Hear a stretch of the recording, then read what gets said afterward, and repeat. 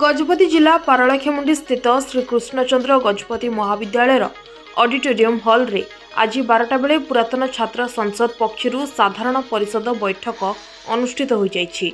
एही बैठक रे मुख्य अतिथि भावे पारला विधायक रूपेश कुमार पाणिग्राही एवं सम्मानित अतिथि भावे मान्यवर चिकिटी विधायक मनोरंजन सामंतरायଙ୍କ सह अन्य अतिथि माने जोगदे कॉलेज परिसर रे थिबा महाराजा श्री कृष्णचंद्र गजपति महाराजांक प्रतिमूर्ति रे पुष्पमाल्य अर्पण करने सह प्रभु जगन्नाथଙ୍କ निकटरे प्रदीप प्रज्वलन करी कार्यक्रम शुभारंभ करथिले। एही अवसर में कॉलेज उन्नति एवं शिक्षार विकास संपर्क में आलोचना पूर्वक निज अध्ययन जीवन समय को अतिथि माने मन पकाइथिले। एही परिप्रेक्षी रे पुरातन छात्र संसद सदस्य मानकु पुरस्कार सह मानपत्र दे अतिथि माने सम्मानित करथिले।